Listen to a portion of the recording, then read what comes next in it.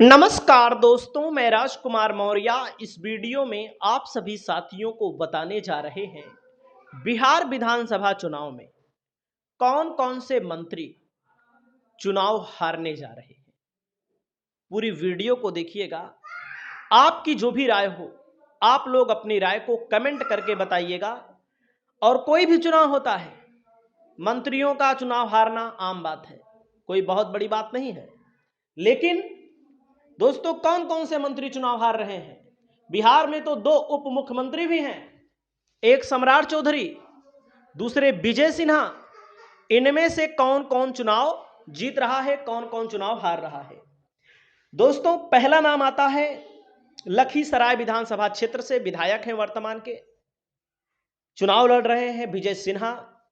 लखीसराय इनका गढ़ कहा जाता है। विजय सिन्हा का कट्टर हिंदुत्व की छवि रखते हैं। दोस्तों, यहां पर पिछली बार 10,000 वोटों से चुनाव जीते थे अमरेश कुमार से, और अब की बार फिर अमरेश कुमार कांग्रेस के प्रत्याशी से ही मुकाबला है। और मैं दावा कर रहा हूं रिजल्ट आएगा तो आप रिजल्ट में देखिएगा कि विजय कुमार सिन्हा हो सकता है चुनाव हार जाए। क्योंकि अभी एक मामला सामने आया था, अभी आप लोगों ने सोशल मीडिया पर देखा भी होगा कि जनता उनका विरोध कर रही थी क्योंकि उन्होंने कोई काम नहीं किया है। काम किया हो या ना किया हो, जहां पर काम नहीं हुआ रहता वहां की जनता नाराज रहती है। गोबर फेंके गए उनके ऊपर, तो उन्होंने कहा कि ये आरजेडी के गुंडे हैं। लेकिन सच क्या निकला? वहां के अधिकारी ने बताया कि जनता इनसे नाराज है। सरकारी अधिकारी ने बताया, निर्वाचन आयोग के अधिकारी ने बताया कि जनता इनसे नाराज है, इसीलिए ऐसा किया।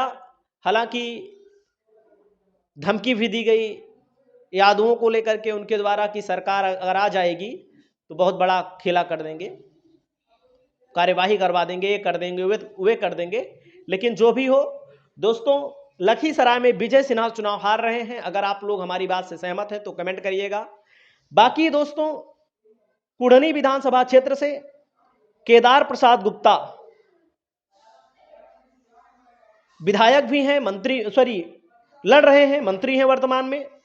बबलू कुशवाहा कुढ़नी विधानसभा क्षेत्र से आरजेडी महागठबंधन के प्रत्याशी हैं। कुढ़नी विधानसभा में भी केदार प्रसाद गुप्ता लगभग हार चुके हैं, चुनाव जीतने की कंडीशन में नहीं है।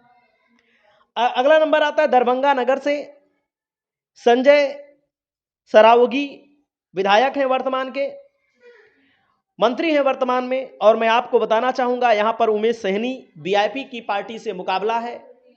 संजय सरावगी भी चुनाव हार रहे हैं।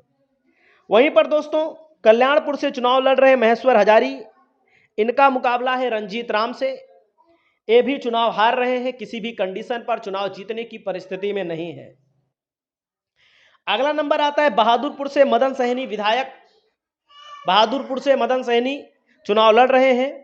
और बहादुरपुर में भोला यादव, दिग्गज कद्दावर नेता से, लालू यादव के करीबी से मुकाबला है। मदन सहनी भी चुनाव हार रहे हैं। दोस्तों, अगला नंबर आता है सिवान से मंगल पांडे लड़ रहे हैं, मंत्री हैं। ये चुनाव जीतने की भी स्थिति में है, लेकिन 100% कुछ कह पाना मुश्किल है, इसलिए कि यहां पर मुस्लिम प्रत्याशी ओवैसी की तरफ से उतारा गया है, यादव प्रत्याशी महागठबंधन की तरफ से उतारा गया है, जनसुराज ने भी मुस्लिम उतारा है। तो हो सकता है पिछली बार अवध बिहारी चौधरी बहुत कम वोटों के अंतर से जीत गए थे, अब की बार चुनाव हार सकते हैं। आरजेडी के नेता हैं, मंगल पांडे चुनाव जीत सकते हैं। सोनबरसा सीट पर दोस्तों रत्नेश सदा चुनाव लड़ रहे हैं। यह सीट पहले चली गई थी एलजेपीआर के खाते में, इसको जबरदस्ती जेडीयू ने लिया। और यहां पर सरिता देवी चुनाव लड़ रही हैं, जो लोजपा की ही नेता है, लेकिन महागठबंधन ने टिकट दिया है, कांग्रेस ने टिकट दिया है। इनका व्यक्तिगत 25-30 हजार वोट यहां पर है। अब आप छोटी से छोटी पार्टी से लड़ती हैं तो 20 हजार 25 हजार वोट प्राप्त कर लेती हैं। ये भी चुनाव रत्नेश सदा चुनाव हार रहे हैं। आप रिजल्ट आएगा तो देखिएगा। दोस्तों, बिहार शरीफ है, डॉक्टर सुनील कुमार हैं, यहां से चुनाव लड़ रहे हैं। पिछली बार तो चुनाव जीत गए थे, लेकिन बिहार शरीफ में मामला बदल चुका है, ये भी चुनाव हार रहे हैं। दोस्तों, नालंदा विधानसभा है, श्रवण कुमार मंत्री हैं। श्रवण कुमार का मुकाबला कमलेश छोटे मुखिया से है। छोटे मुखिया जो हैं दोस्तों, पिछली बार निर्दलीय जैसी पार्टी से चुनाव लड़े थे, एकदम छोटी पार्टी से चुनाव लड़े थे और इनको लगभग 50,000 वोट मिला था नालंदा में। आप खुद सोच सकते हैं, हमें कुछ कहना नहीं है। जो व्यक्ति किसी ऐसी पार्टी का नाम से चुनाव लड़े जिसके बारे में हम राजनीतिक वीडियो बना रहे हो, ना तो महागठबंधन का हिस्सा हो, ना एनडीए का हिस्सा हो, ना थर्ड फ्रंट का हिस्सा हो, उससे जो चुनाव लड़े 49-50,000 वोट प्राप्त कर जाए, वो चुनाव जीतेगा ही जीतेगा। बिहार शरीफ में, सॉरी नालंदा में श्रवण कुमार चुनाव हार रहे हैं। भोरे है दोस्तों, सुनील कुमार लड़ रहे हैं। अब की बार जितेंद्र पासवान का मुकाबला है दोस्तों। सुनील कुमार भोरे विधानसभा से लड़ रहे हैं, मंत्री हैं और 462 वोटों से पिछली बार जीते थे। जितेंद्र पासवान से मुकाबला हुआ था महागठबंधन के प्रत्याशी। महागठबंधन का प्रत्याशी 462 वोटों से चुनाव हार गया था। आप लोग अनुमान लगा लीजिए, जो 462 वोटों से चुनाव हार गया था वो जीतेगा कि एनडीए का मंत्री चुनाव जीतेगा। दोस्तों अमनौर में श्रवण कुमार है। श्रवण कुमार दोस्तों पिछली बार 3681 वोटों से चुनाव जीत गए थे, मंत्री हैं अमनौर में जो लड़ रहे हैं, ये भी चुनाव हार रहे हैं। बांकीपुर में नवीन कुमार नितिन चुनाव जीत सकते हैं। साहेबगंज में पृथ्वीनाथ राय चुनाव हार रहे हैं। जाले में जीवेश मिश्रा के लिए 50-50 का मामला है। यानी कि जो मैंने नाम बताया ये पहले चरण के मंत्रियों का मुकाबला है। पहले चरण के मंत्री एक बार फिर मैं बता दूं आपको, विजय सिन्हा चुनाव हार रहे हैं, केदार प्रसाद गुप्ता चुनाव हार रहे हैं, संजय सरावगी हार रहे हैं, विजय कुमार चौधरी हार रहे हैं, महेश्वर हजारी हार रहे हैं, मदन सैनी हार रहे हैं, रत्नेश सदा ये भी हार रहे हैं, डॉक्टर सुनील कुमार हार रहे हैं, श्रवण कुमार हार रहे हैं, सुनील कुमार भोरे से हार रहे हैं, नालंदा से श्रवण कुमार हार रहे हैं, बिहार शरीफ से सुनील कुमार हार रहे हैं, अमनौर से श्रवण कुमार झा हार रहे हैं, बांकीपुर में नवीन कुमार नितिन चुनाव जीत सकते हैं, साहेबगंज में पृथ्वीनाथ राय हार रहे हैं, जाले में जीवेश मिश्रा वर्तमान के मंत्री हैं, इनके लिए 50-50 का मुकाबला है। अब लोग ये जानना चाहते हैं सम्राट चौधरी का क्या होगा।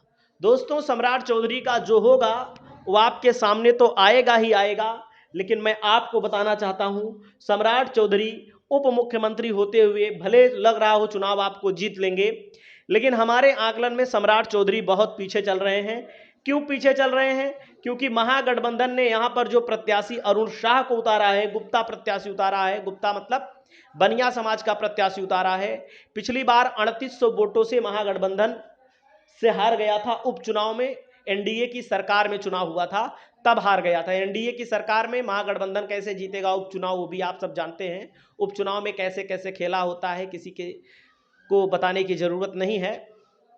तो सम्राट चौधरी मुरेठा भी सिक्योर नहीं है, ये भी चुनाव हार सकते हैं, हारने की पूरी गुंजाइश है, क्योंकि बड़े बड़े नेताओं को इन्होंने उतारा, बड़े बड़े नेताओं को उतारा, प्रचार करवाया, हार रहे हैं तभी तो प्रचार करवाया इन्होंने बड़े बड़े नेताओं से। बाकी आपकी जो राय हो आप लोग अपनी राय को कमेंट करिएगा। जो नाम मैं बता रहा हूं लगभग वे लोग हार रहे हैं। अब इक्का दुक्का कोई बीच में जीत जाए तो नहीं कह सकते हैं। बड़े बड़े पत्रकार देश के ये भी बता रहे हैं कि कई मंत्री चुनाव हार रहे हैं। बड़े बड़े पत्रकार में चाहे रवीश कुमार का नाम लीजिए, चाहे अभय दुबे का नाम लीजिए, चाहे आप अजीत अंजुम का नाम ले सकते हैं, और चाहे आप योगेंद्र यादव का नाम ले सकते हैं। तो दोस्तों आपकी जो राय हो आप लोग अपनी राय को बताइए, और मैं आपको बताना चाहूँगा दूसरे चरण के लिए एक एक सीटों का आंकड़ा मैं आपके सामने पेश कर रहा हूँ। और मैं फिर बताना चाहता हूँ कि 243 सीटों में 150 से 160 सीट महागठबंधन बहुत अच्छी तरह लीड कर रहा है। लेकिन मेन स्ट्रीम मीडिया, जिसको आप गोदी मीडिया कहते हैं, गोदी मीडिया में ये सब चीजें नहीं दिखाई जा रही हैं, केवल और केवल बीजेपी को दिखाया जा रहा है। मैं एक एक सीट जो बताता हूं 243 सीटों से संबंधित सभी सीटों पर अध्ययन करता हूं तभी बताता हूं। गोदी मीडिया में छपरा पर बताया जा रहा है कि महागठबंधन चुनाव हार रहा है। छपरा मतलब खेसारी लाल यादव को बताया जा रहा है। उत्तर प्रदेश के पूर्व मुख्यमंत्री अखिलेश यादव ने भी बिहार में अपनी पूरी ताकत लगाई है, इस चुनाव को व्यक्तिगत बना लिया है। एनडीए को 70 से 80, महागठबंधन को 50 से 160 सीट मिलने की उम्मीद है। बाकी रिजल्ट 14 तारीख को आएगा। इस वीडियो में इतना ही। नमस्कार।